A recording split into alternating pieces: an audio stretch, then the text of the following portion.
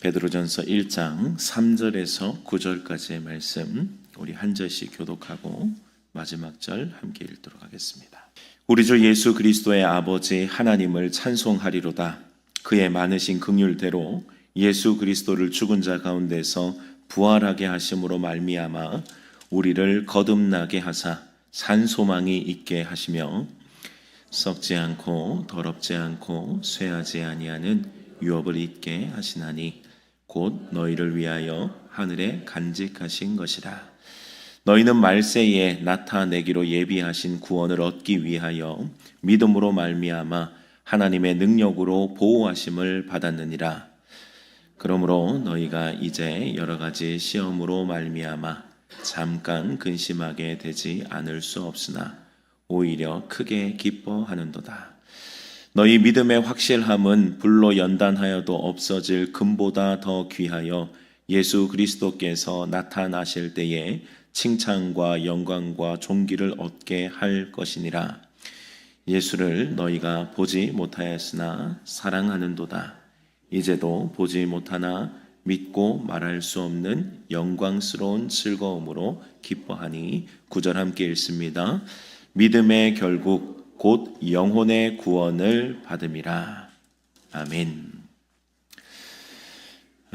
저는 부활절이 되면 생각나는 영화 하나가 있어요. 그 영화가 부활과는 전혀 관계가 없어요. 암살이라고 하는 영화인데요. 여러분들도 아마 재밌게 보신 분들도 계실 겁니다. 거기에 인상 깊은 대사가 하나가 있어요. 전지현이 이정재에게 왜 동지를 팔았나? 라고 물어봅니다. 왜 동지를 팔았나? 그때 이정재의 그 대사가 굉장히 인상적이에요. 몰랐으니까요. 몰랐으니까. 광복이 될 줄 몰랐으니까. 그 대사가 왜 생각이 나냐면요.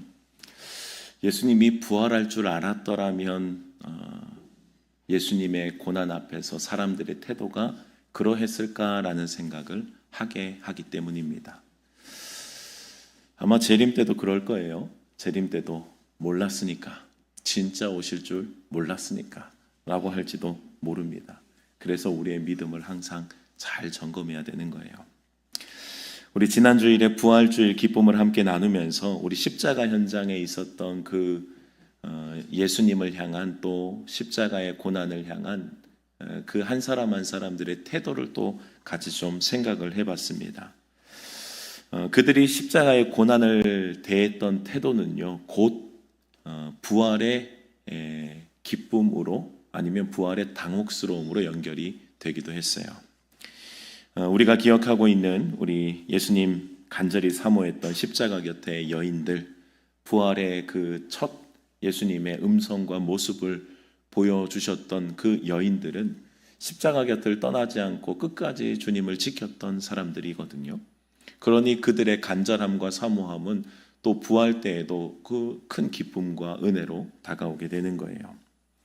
예수님은 그들에게 가장 먼저 만나주셨어요. 사실은 주님께서 3년 동안 훈련시키셨던 제자들이 있었지만 그들보다도 먼저 그 여인들에게 간절히 사모하고 주님의 곁을 지켰던 그 여인들에게 부활의 주님을 먼저 보여주셨습니다. 그들이 가장 원했고 또 그 모습을 아마 사모했기 때문일 겁니다. 예수님을 사모했던 자들에게는 부활 소식이 큰 기쁨이었습니다. 너무너무 기쁘고 감사해서 그 부활의 소식을 전하고 다녔죠. 그런데 예수님의 부활 소식이 당혹스러웠던 사람들도 당연히 있었습니다. 예수님의 대적자들, 예수님을 죽이는데 앞장섰던 사람들은 예수님의 부활 소식을 듣자마자 그들이 했던, 당연하다는 듯이 그들이 했던 행동은 그 부활을 조직적으로 은폐하는 것이었어요. 마태복음을 보면 무덤 앞을 지키던 경비병들이 있었습니다. 그들이 지키고 있었던 이유는 그 대적자들이 예수님이 부활한다는 소식을 자꾸 어디선가 들은 거예요. 그래서 예수님이 부활하지 못하게 하려고 앞을 지키기도 하고 어쨌든 그 예수님의 부활을 한번 막아보려고 했던 시도였어요. 근데 그러면 그럴수록 예수님의 부활은 더 명확해졌거든요. 오히려 목격자와 증인들만 더 늘어났을 뿐이에요. 그래서 경비병들의 앞에 무덤을 지키고 있었습니다. 근데 무덤을 지키고 있었는데 천사가 나타나서 돌을 굴려내고 그 위에 앉아서 여인들에게 말하는 모습을 다 목격을 하는 거예요. 그 엄청난 장면을 목격하고 그리고 대제사장과 장로들에게 두려워 떨며 그 소식을 전하는 거예요. 본인들이 본대로 이야기를 했겠죠. 뭐 이렇게 천사가 나타났습니다. 뭐 이게 돌을 굴려냈습니다. 막 여인들에게 예수님 부활했다고 막 이야기를 합니다. 뭐 이런 소식을 전했을 거예요. 그때 대제사장과 장로들의 행동이 마태복음 28장 15절을 보면요, 이제 돈을 주고 그들의 입을 막아요. 군인들이 돈을 받고 가르친 대로 하였으니 이 말이 오늘날까지 유대인들 가운데 두루 퍼지니라 라고 기록이 되어 있습니다. 그러니까 대제사장과 장로들의 예수님의 부활 앞에 그들의 태도는 뭐예요? 아니 뭐 죽였던 자들인데 예수님 부활하면 안 되잖아요. 그러니 어떻게든 소문을 막아보려고 손바닥으로 하늘을 한번 가려보려고 시도를 하는 그 장면들을 보게 되는 겁니다. 예수님을 죽인 자들이기 때문에 두려움과 동시에 부끄러움으로 그것을 어떻게든 한번 가려보려고 하는 예수님의 부활 또한 받아들일 수 없는 그들의 태도를 보게 되는 거예요. 이들에게 부활은요, 기쁨의 소식이 아니에요. 이들에게 부활은 두려움의 소식이었고 곧 심판의 선언과도 같았습니다. 여러분들 예수님의 제자들은 어떠했을까요? 예수님의 제자들도 십자가의 사건을 뒤돌아보면요, 여러분 부끄러움이 있어요. 부끄러움과 또 자신들의 떳떳하지 못함이 분명히 있는 겁니다. 제자들의 모습을 대표하는 것이 베드로이죠. 베드로는 예수님께서 잡히실 것을 몇 번이나 예언하실 때에 그때마다 베드로는 주님 앞에 서서 막 장담하며 이야기를 하는 거예요. 주님, 절대로 그럴 수 없습니다. 내가 있는 한 그런 일이 일어나지 않습니다. 내가 죽을지언정 주님을 따를 겁니다. 근데 사실 이것은요, 베드로만의 이야기가 아니에요. 마태복음을 보면 곁에 있는 제자들도 동일하게 말했다고 기록하고 있어요. 즉 베드로를 대표한 제자들 전체의 모습이었습니다. 마태복음 26장 35절을 보면요, 베드로가 이르되 내가 주와 함께 죽을지언정 주를 부인하지 않겠나이다 하고 모든 제자도 그와 같이 말하니라. 그러니까 우리는 이제 사실은 모든 덤탱이는 사실 베드로가 다 쓰고 베드로가 이제 십자가의 고난의 현장 가운데서도 제가 또 많이 언급했던 인물입니다. 뭐 실패한 건 사실이니까요. 그런데 여러분들 베드로만 그런 건 아니에요. 사실 베드로를 대표한 모든 제자들이 다 그렇게 이야기를 한 겁니다. 근데 성경은 이제 베드로에게 주목하고 있는 것은 그가 이제 뭐 제자들 중에서도 가장 대표였기 때문에 더 베드로를 주목하고 있는지도 몰라요. 그래서 예수님을 모른다고 저주하고 부인한 이 베드로의 사건은 사실 모든 제자들의 사건이에요. 모든 제자들이 똑같이 그랬습니다. 뭐 다른 제자들은 뒤에서 더 그랬을지도 몰라요. 뭐 3번 부인할 거 그들은 뭐 5번, 6번 부인했는지도 모릅니다. 어쨌든 그들이 부인하고 배신한 것은 베드로가 뭐 덤탱이를 쓰고 있지만 모든 제자들이 똑같은 결정이었어요. 모든 제자들이 고난 앞에 십자가 앞에 넘어졌던 연약함을 보여주는 모습이었습니다. 그러니 이들에게 예수님의 부활은 어떠했을까요? 생각을 해보자고요.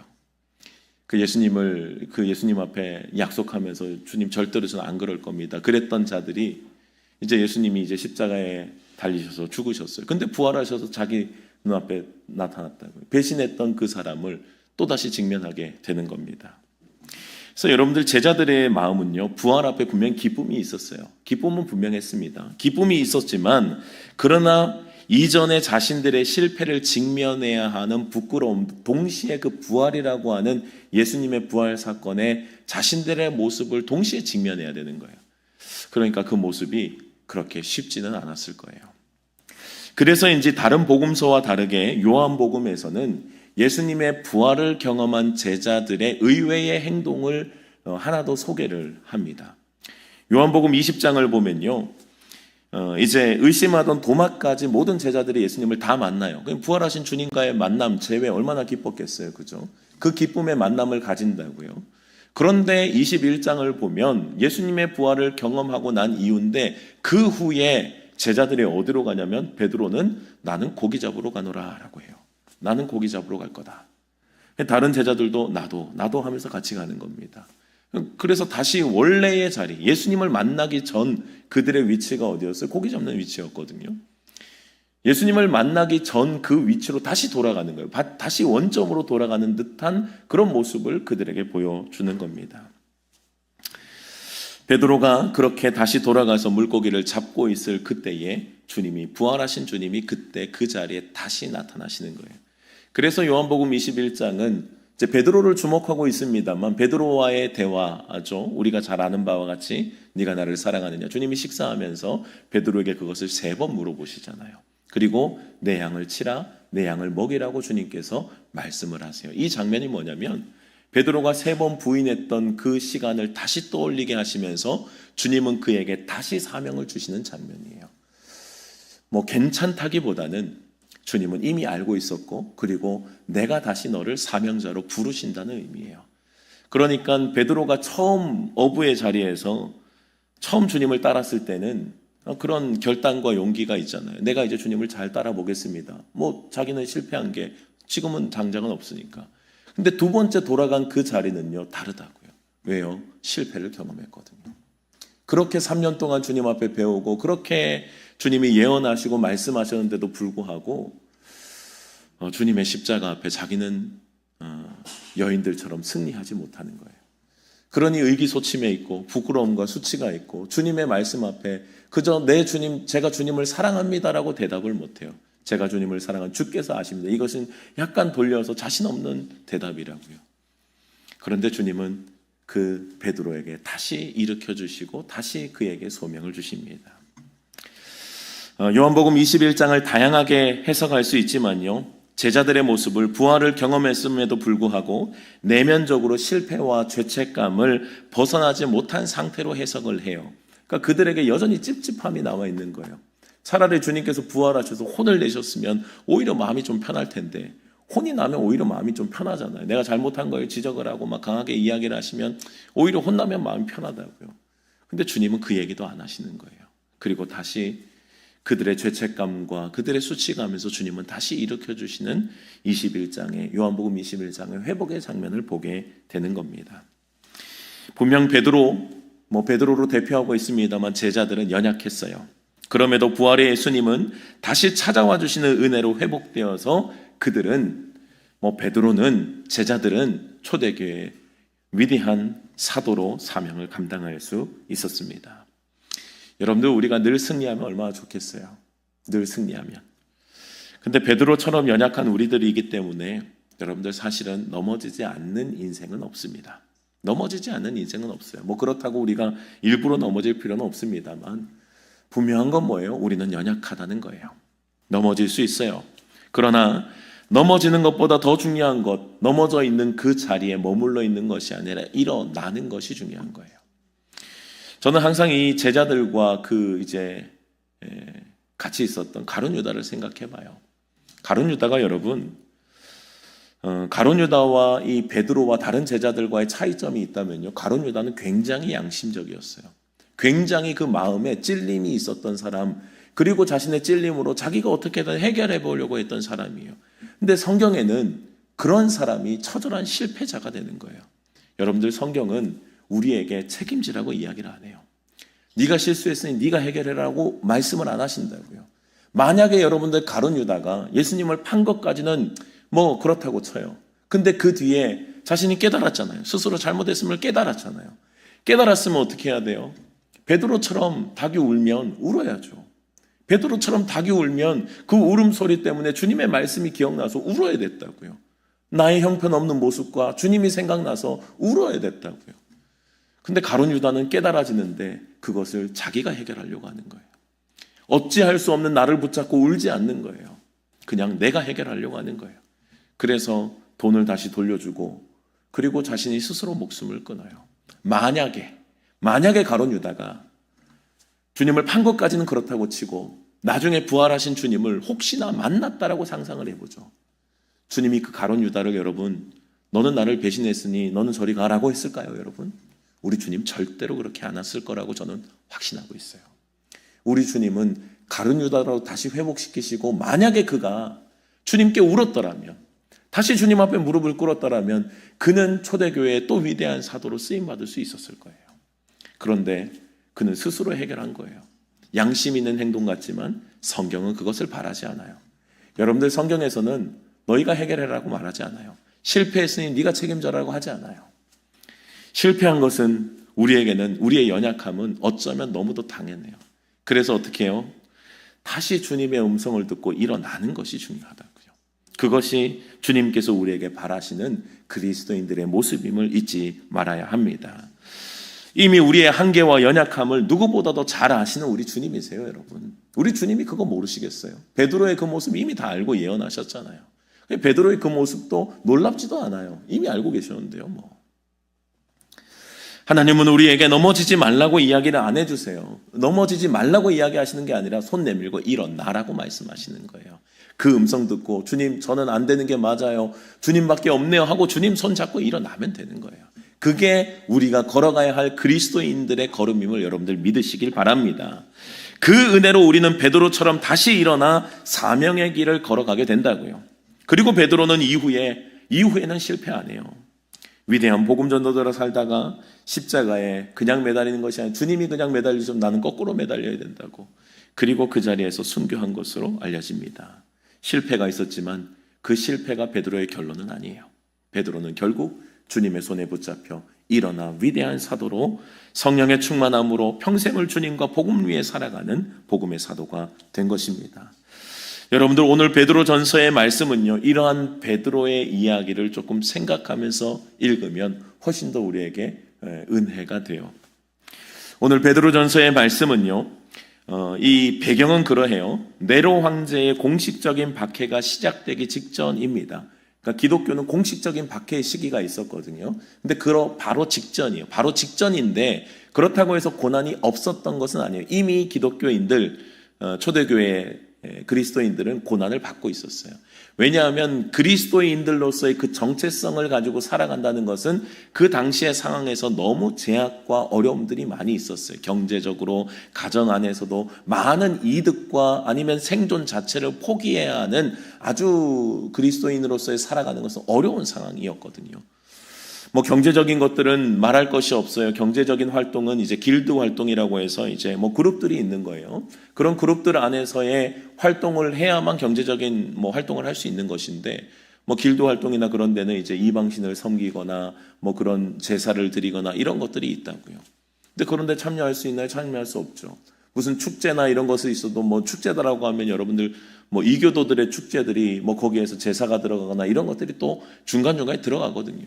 그러다 보니까 기독교인들은 거기 참여할 수가 없는 거예요. 뭐 황제 숭배 거기에 참여할 수 있습니까? 기독교인들은 황제 숭배 참여 못합니다. 그 자리는 우리 하나님의 자리라고, 우리 주님의 자리이기 때문에 나 외에 다른 신을 섬길 수가 없는 거예요. 그러다 보니까 기독교인들은 핍박을 많이 받아요.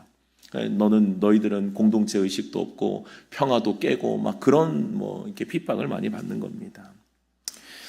베드로는 이러한 고난 중에 있는 소아시아에 흩어진 그리스도인들에게 이제 이 편지를 보내는 거예요. 그래서 베드로전서의 목적은 고난받는 그들을 향해서 보낸 편지입니다.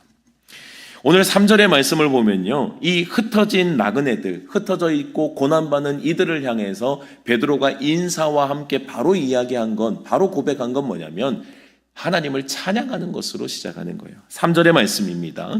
우리 주 예수 그리스도의 아버지 하나님을 찬송하리로다. 그의 많으신 긍휼대로 예수 그리스도를 죽은 자 가운데서 부활하게 하심으로 말미암아 우리를 거듭나게 하사 산 소망이 있게 하시며 라는 말씀으로 지금 이제 그들에게 편지가 시작되는 거예요. 베드로가 편지의 서두에서의 선택한 첫 번째 메시지, 여러분들 처음에 무슨 말을 할지가 사실 참 중요하잖아요. 머리말이 참 중요하다고요. 근데 그 첫 메시지가요, 원망이나 탄식이나 참 안타깝다 이 가벼운 위로도 아니에요. 하나님을 찬양하는 것으로 시작하는 거예요. 우리 주 예수 그리스도의 아버지 하나님을 찬송하리로다. 여러분들 고난과 박해 상황 속에서 지금 찬양이 입에 나와야 될 때입니까? 사실은 지금 상황을 보면 찬양할 수 없는 상황이라고요. 우리는 왜 이렇게 힘듭니까? 주님 돌아가셨습니까? 주님 뭐 어떻게 우리를 이렇게 냅두십니까? 사실은 이런 말이 먼저 나와야 된다.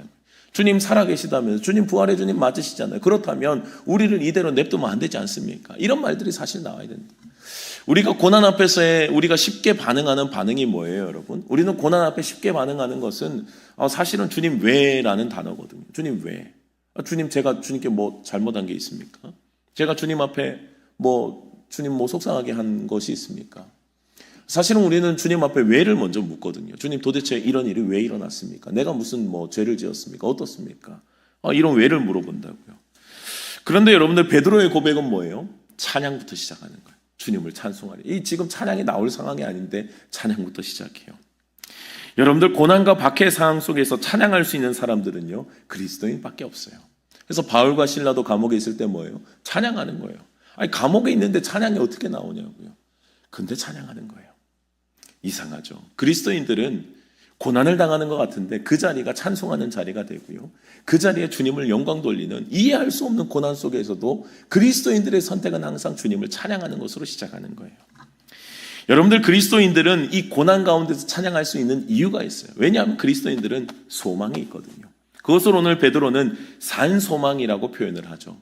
그리스도인들은 소망이 있어요.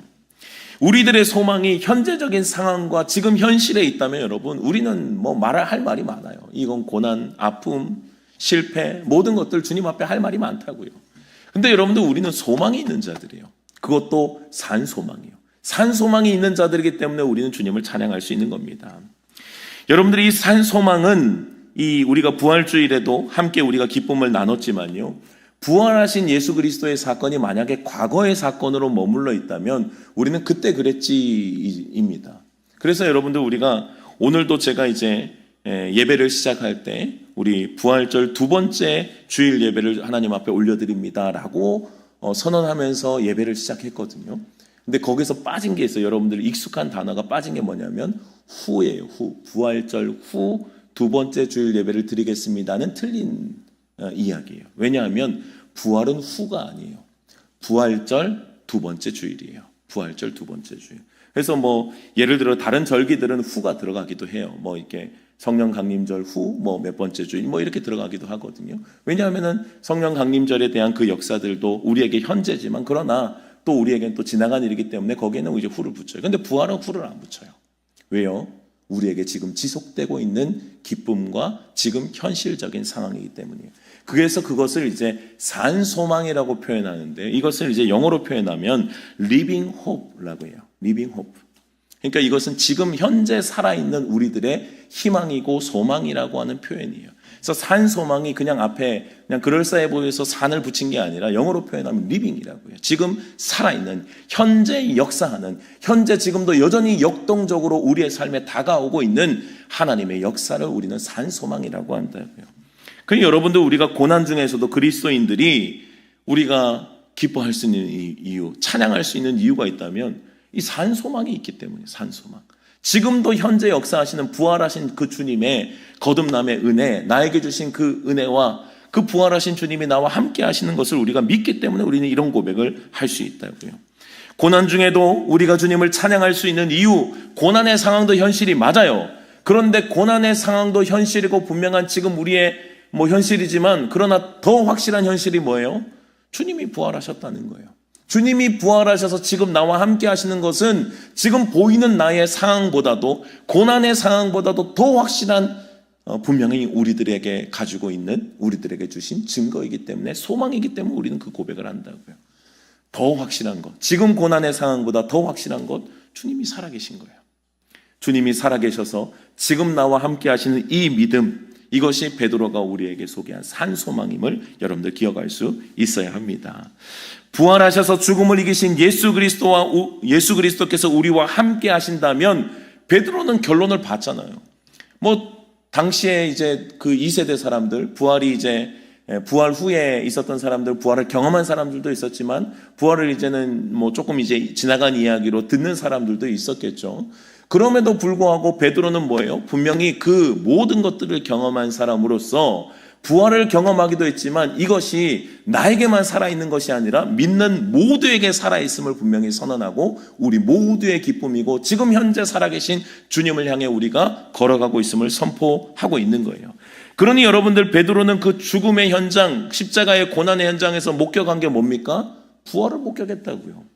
그 결론을 분명히 봤어요. 예수 그리스도의 결론을 봤다고요. 그리고 하늘로 승천하셨다고요. 그러니 그 산 소망이 있는 자들에게, 예수님이 부활하셔서 이제 그 예수 그리스도를 믿는 자들에게는 걱정할 것이 없는 거예요. 이제는 우리가 흔들릴 필요가 없는 거예요. 고난의 상황들 우리에게 있죠. 눈물의 상황들이 있죠. 그럼에도 불구하고 우리가 고백할 수 있는 것은 뭐예요? 그럼에도 불구하고 주님 살아계신 거예요. 그럼에도 불구하고 주님은 부활하셨다는 거예요. 우리의 결론은 분명합니다. 승리하셨기에 나의 모든 상황 속에서도 예수 그리스도의 이 승리의 결론은 분명히 드러나게 될 것이라고요. 주님이 승리하셨기 때문에 우리의 삶에도 분명한 결론이 있어요. 우리는 이미 결과가 정해진 사람들, 승리가 정해진 사람들인 것이 바로 그리스도 안에서 산소망을 품고 살아가는 사람들이 되는 거예요. 여러분들, 이 산소망이, 부활의 산소망이 우리 모두에게 고백되는 은혜가 있기를 주님의 이름으로 축복합니다. 이 부활의 산소망이 여러분들에게 분명하셔야 돼요. 지금 살아계신 그 하나님의 역사, 하나님의 그 부활의 은혜가 나에게 체험되어야 된다고요. 그리스도인들은 이 땅에서 결론이 나는 사람들이 아니에요. 여러분들, 그리스도인들의 이 땅에서 결론을 보면요, 아니 뭐 볼 게 뭐 있어요. 제자들만 봐도 되죠. 뭐 제자들의 결론이 뭔데요? 다 죽었어요. 여러분, 그냥 죽은 게 아니라 다 순교해 죽었다. 거의 대부분 순교해서 죽어요. 주님을 정말 사랑했던 사람들, 그러나 고난과 핍박이 극심했던 그 시대 가운데서는요, 제자들이 다 죽어요. 그냥 자기 스스로 생명을 막 던진다고요. 그냥 그거 위해서 막 달려가는 거예요. 여러분들, 이 땅에서 만약에 결론이라면요, 여러분, 이 제자들처럼 미련한 사람들이 어디 있어요? 잘 도망갔다가 복음을 뭐 어떻게든 잘 전하도록 어떻게든 잘 도망 다녔어야죠.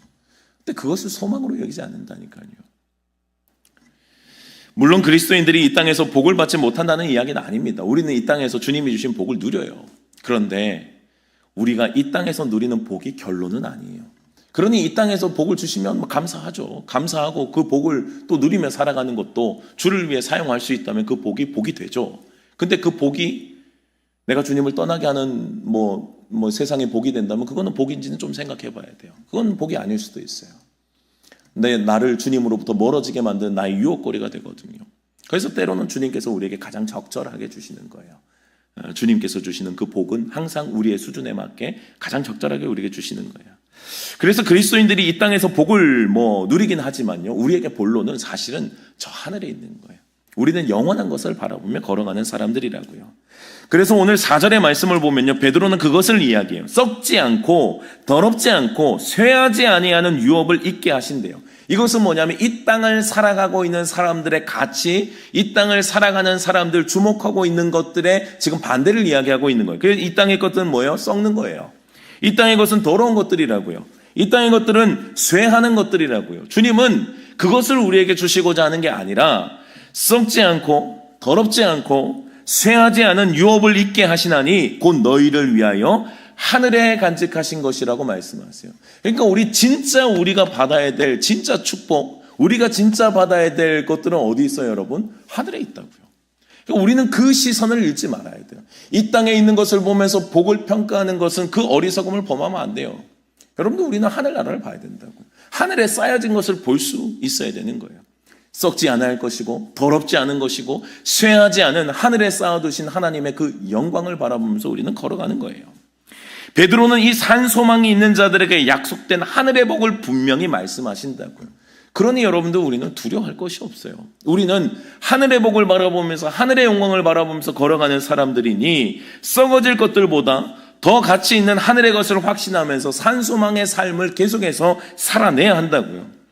이 땅이 전부인 줄 알고 땅에 소망을 두는 사람들은 썩어질 땅의 것만 보고 사는 거예요. 썩어질 땅의 것만. 성경은 그것을 썩어질 것이래요. 쇠할 것이래요. 그것은 더러운 것이래요. 물론 우리가 주를 위해 쓰는 것은 좋은 것이지만 여러분, 이 땅의 본질적인 것은 뭐예요? 세속의 것들은 결국은 결과적으로는 더러운 것들이에요.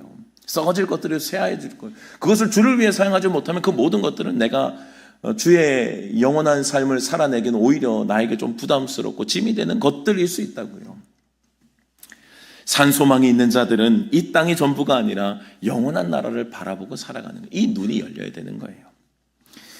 하늘의 거룩한 것을 보고 걸어갑니다. 여러분들, 마귀는 우리에게 항상 유혹할 때 뭘 유혹해요? 하늘의 것을 가지고 유혹해요? 아니요. 마귀는 이 땅의 것을 가지고 유혹하는 거예요. 이 땅이 전부인 것처럼 착각하게 만들고 계속해서 예수님께도 시험을 던졌던 이 마귀의 시험이 뭐였어요, 여러분? 물질적인 것들, 세속적인 것들 아니었어요? 돌을 빵으로 바꾸는 것, 돌덩이가 떡덩이가 되게 하라. 배고픈데 그 배 좀 채워봐라. 많이 잘 먹어봐라. 영광을 이 땅에서 영광을 누려야 되지 않겠냐? 그 영광의 그 높음을 예수님 앞에 시험하고, 여러분들이 시험의 종류였다고요. 그러니까 여러분들 마귀가 이 땅에서도 우리를 시험할 때 똑같은 종류를 하는 거예요. 예수님이 시험 받으신 이유가 뭐예요? 그분을 감히 마귀가 시험한 이유가 뭐냐고요. 그 시험의 유형이 있으면 우리에게 알려주시는 거라고요. 우리가 이 땅을 살아갈 때 마귀의 이 대표적인 시험의 유형이 있으면 알려주는 거라고요. 돈의 유혹, 명예의 유혹, 세상의 쾌락의 유혹이 우리에게 있음을 알려주는 그 주님의 시험을 받으신 이유였다고요. 마귀는 항상 땅의 것으로 유혹해요. 요거 어때? 이 좋은데? 이거 너무 엄청나지? 이거 그거 버리고 이쪽으로 올래? 뭐 그런 것들을 물어본다고요. 거룩한 가치를 버리고 양심을 버리고 하나님을 사랑하는 것을 버리고 세상을 택해라. 항상 마귀의 유혹이라고.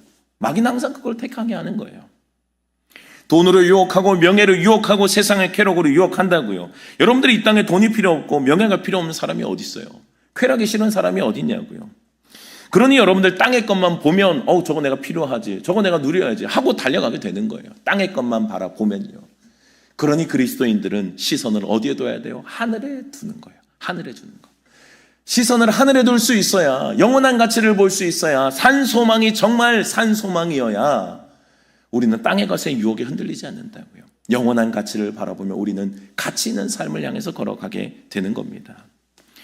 우리는 늘 연약하여 넘어집니다. 그런데 우리 하나님의 분명한 약속의 말씀이 있죠. 5절의 말씀이에요. 5절의 말씀을 한번 보시면요. 너희는 말세에 나타내기로 예비하신 구원을 얻기 위하여 믿음으로 말미암아 하나님의 능력으로 보호하심을 받았느니라 라고 이미 선포하고 있어요. 여러분들 베드로는 어떻다고요? 받았느니라고. 받을 것이라가 아니고 이미 너희는 받고 있다는 거예요. 너희는 이미 그 보호를 받고 있으니 너희는 힘내라고 주님께서 베드로는 그렇게 그들을 위로하고 격려하고 일으키는 거예요. 여러분들이 이 말씀의 증인이 누구예요? 베드로 자신 아니에요. 베드로 자신의 증인이라고요. 여러분들 베드로는 스스로 일어났어요? 아니요. 베드로는 수치와 부끄러움으로 다시 원래 자리로 돌아갔어요. 자기는 자격이 없다고 생각했겠죠. 내가 이 주님을 배신했나? 아유, 주님 앞에 십자가도 가까이 하지 못했나? 아유, 여인들이 그냥 복음을 전하도록 냅둬야지. 그냥 내가 뭔 쓸모가 있겠냐. 뭐 이런 마음, 실패감과 좌절감과 패배감이 있지 않았겠어요. 근데 그런 베드로에게 누가 찾아가셔요? 주님이 직접 찾아가시잖아요. 주님이 찾아가셔서 그를 일으켜 주시잖아요. 여러분들 이게 소망이라는 거예요. 이게 주님의 보호하심, 다시 일으켜 주시는 주님의 은혜임을 여러분들 믿으시기 바랍니다. 베드로는 다시 그 주님께서 품어주시고 일으켜 주시는 그 은혜 가운데 일어나게 되는 거예요.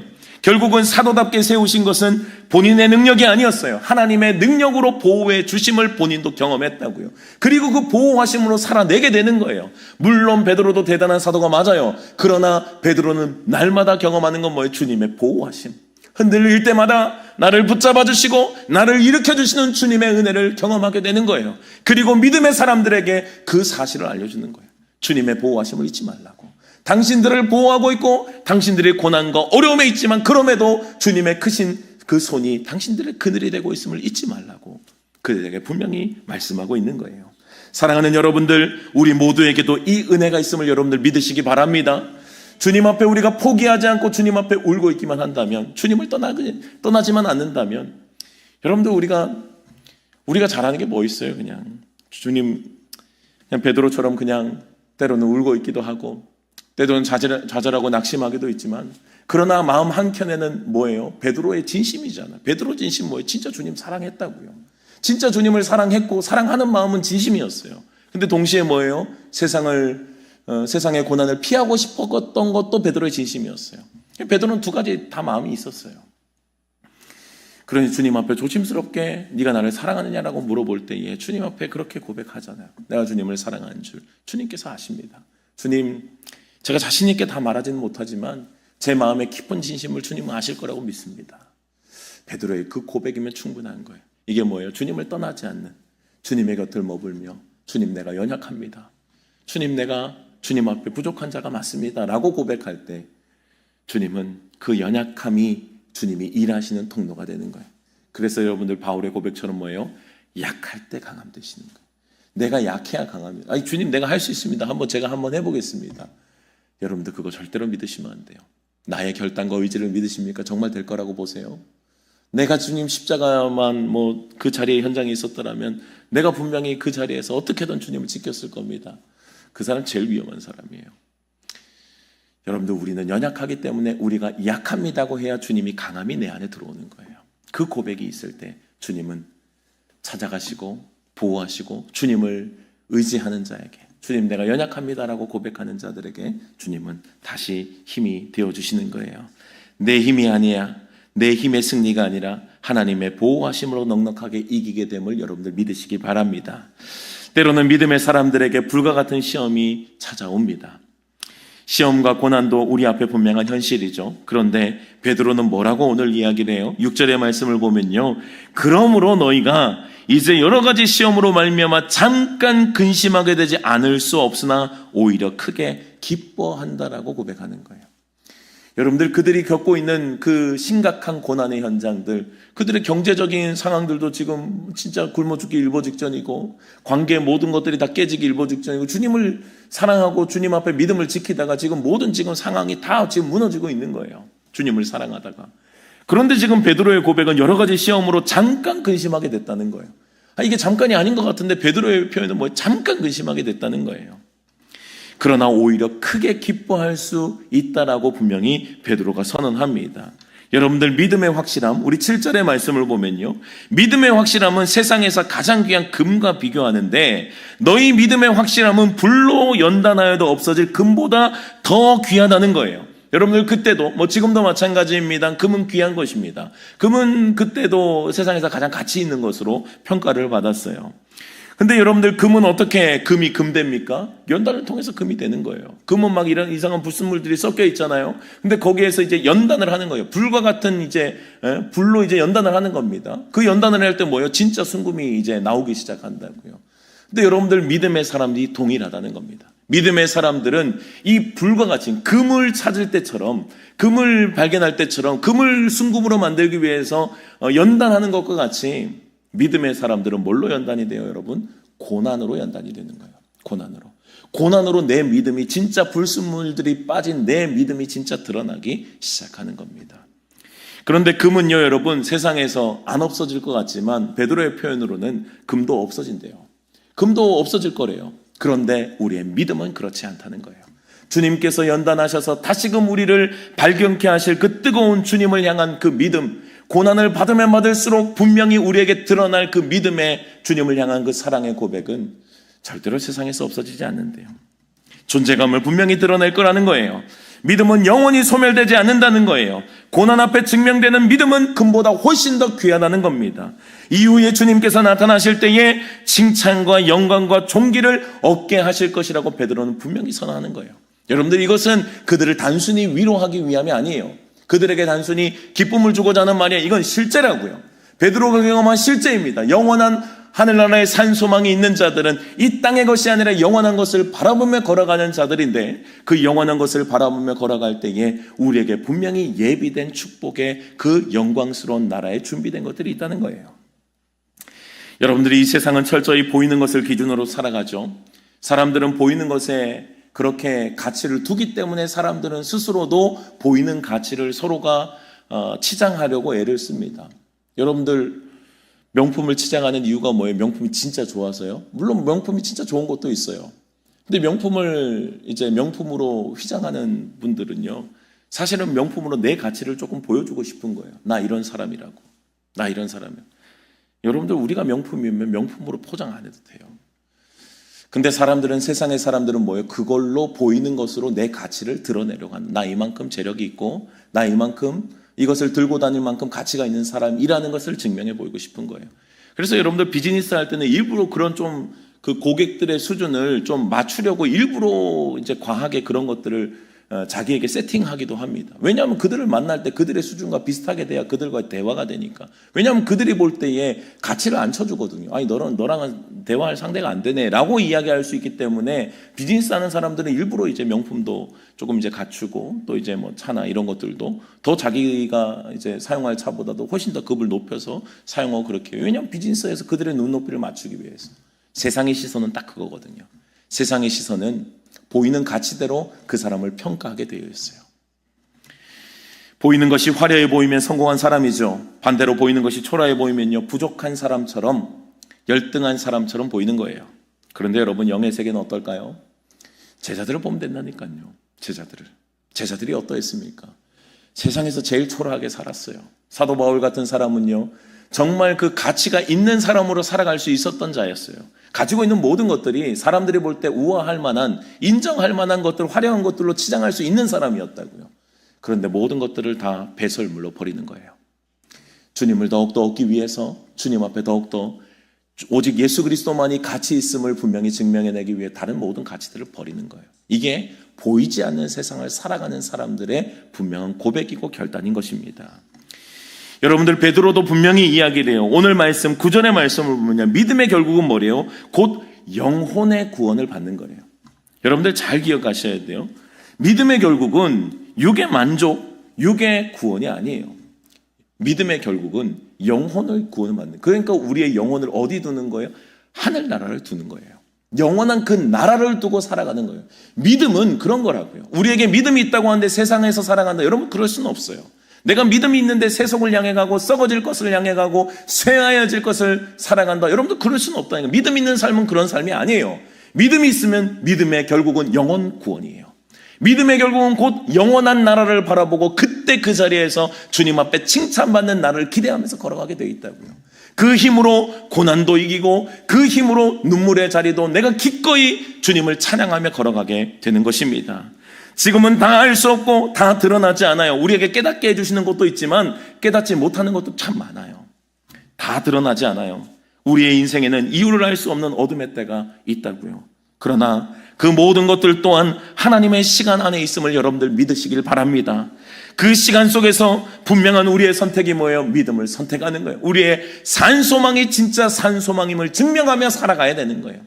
입으로는 산소망인데 모든 삶의 내 태도와 결론이 산소망이 아니라면 안 되지 않겠어요, 여러분?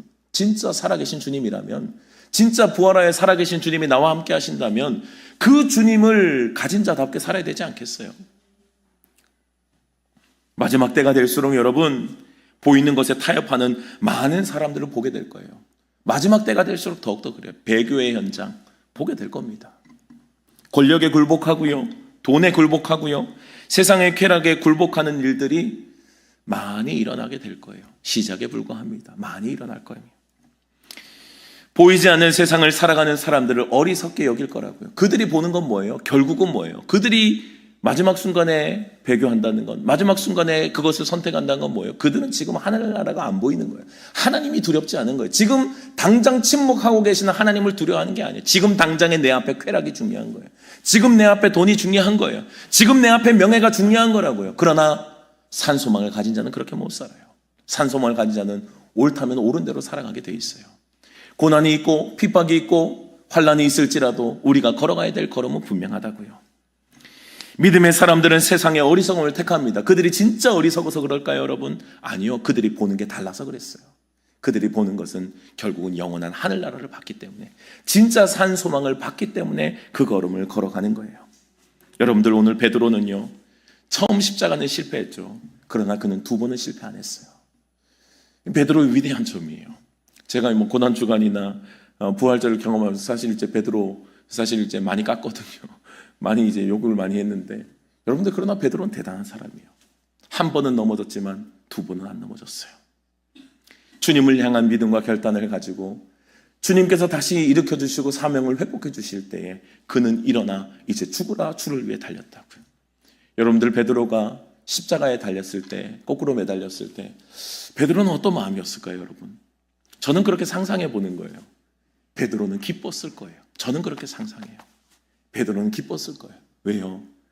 내가 도망갔던 그 자리였거든요. 내가 실패했던 그 자리였어요. 근데 기어이 돌고 돌아서 하나님의 은혜로 다시 그 자리에 온 거예요. 그러니 베드로의 마음이 어떻겠어요?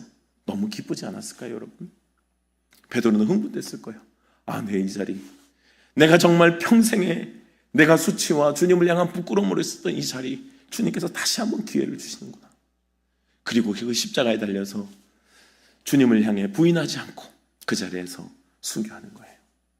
이게 믿음의 사람들의 태도입니다. 여러분들, 우리 베드로가 한번 실수했다면 우리는 조금 더 실수할 수도 있지 않겠어요? 우리가 또 조금 더 넘어질 수도 있지 않겠습니까? 그러나 여러분, 오늘도 주님의 말씀 앞에 다시 일어날 수 있기를 주님의 이름으로 축복합니다. 우리에게 진정한 산소망을 다시 가슴에 새기자고요. 우리의 산소망이 뭔지, 이 땅이건요. 이 땅 이거 바라보면 우리 다 바보들이에요. 지금도 이 시간, 이 좋은 황금 휴일에 이 예배 자리에 나와서 뭐 하고 있는 거예요? 근데 여러분들, 우리에게는 산 소망이 있기 때문에 이 시간이 주님 앞에 드리는 우리의 분명한 고백이 되는 거예요. 주님, 그냥 이 자리에 있는 것만으로도 뭐예요? 주님, 저 주님 참 사랑합니다. 내 이 시간을 바꿀 수 없을 정도로 주님 사랑합니다. 오늘 이 시간에 앉아있는 여러분들이 그냥 앉아있는 것만으로도의 고백이에요. 주님 사랑합니다. 그리고 우리는 말씀 안에 다시 결단하는 거예요. 주님, 베드로와 같은 내가 맞습니다. 그런데 베드로가 주님의 다시 일으키셔서 다시 사명의 길을 걸어갔던 것처럼 베드로가 오늘 그 증인으로서 우리에게 이야기해주는 이 말씀을 가슴에 새겨, 주님, 나도 영원한 하늘나라의 것을 바라보며 부활의 산소망으로 살게 하옵소서. 여러분들, 이것이 저와 여러분들의 고백이 될 수 있기를 주님의 이름으로 축원합니다. 한 주간도 여러분, 우리가 살아가는 모든 삶의 자리가 때로는 시험과 고난의 자리가 있어요. 이해하지 못할 순간들이 있다니까요, 여러분. 그러나 그 자리에서 주님을 찬양할 수 있어야 돼요. 그 자리에서 주님의 보호하심을 고백할 수 있어야 돼요. 그 자리에서 내가 여전히 보고 있는 것이 이 땅이 아니라 하나님의 나라임을 고백할 수 있어야 되는 거예요. 여러분들, 한 주간도 그 주님을 향한 고백으로 믿음으로 승리하는 저와 여러분들이 될 수 있기를 주님의 이름으로 축원합니다. 주님, 우리는 그렇게 피하고 싶은 고난의 자리가, 믿음의 사람들은 그렇게 걸어가고 싶었던 주님과 함께하는 자리였음을 잊지 않도록 주님 도와주시옵소서. 베드로는 처음 주님의 십자가의 고난 가운데서는 실패했지만 그는 다음에는 실패하지 않았습니다. 다시금 일으켜주시는 주님의 마음을 붙잡고 부활의 산소망으로 그는 끝까지 주님의 복음을 향해 달려간 주님의 사람이 되었습니다. 하나님, 우리도 이 길을 본받을 수 있도록 은혜 베풀어 주시옵소서. 우리에게 부활의 산소망이 분명할 수 있도록 도와주셔서 고난 앞을 피했던 처음의 베드로의 모습이 아니라 다시금 일으켜주시고 성령의 능력으로 다시 주님의 보호하심을 입은 그 베드로의 분명한 결단과 고백과 주님을 향해 걸어갔던 그 주님을 향해 걸었던 부활의 산소망의 길, 주님, 우리도 그 길을 걸어갈 수 있도록 은혜 베풀어 주시옵소서. 한 주간도 살아갈 우리의 모든 삶의 자리가 꽃길은 아닐 겁니다. 그리스도인들이 걸어가는 모든 길들이 풍족하고 아름답고 좋았으면 좋겠지만, 그러나 이 땅을 살아갈 때 때로는 고난이 우리에게 있다고 주님 말씀하셨습니다. 그러나 그 고난이 인내가 연단이 소망을 낳는 것처럼 우리에게 그 모든 고난의 자리가 주님을 향해 믿음을 고백할 수 있는 은혜의 자리가 되게 하여 주시옵소서. 그 모든 상황 가운데서도 꺾일 수 없는 주님을 향한 사랑의 고백이 주님 앞에 온전히 울려질 수 있도록 주님 도와주시고, 이 세상에 썩어질 것, 쇠할 것들을 향해 달려가는 우리들이 아니라 영원한 하늘나라의 것을 바라보며 소망하고 품고 승리할 수 있는 믿음의 백성들이 다 되게 하여 주시옵소서. 한 주간도 살아가는 모든 삶의 자리 가운데 우리의 힘으로 할 수 없사오니 성령님, 우리와 함께하여 주시고 우리를 도와주셔서 넉넉히 그렇게 주님께서 원하시는 부활의 산소망으로 걸어갈 수 있도록 우리를 붙잡아 주시옵소서.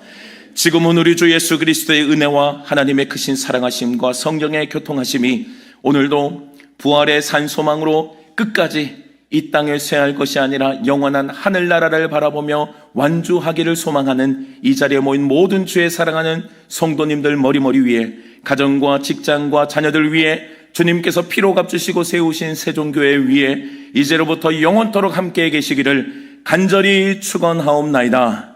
아멘.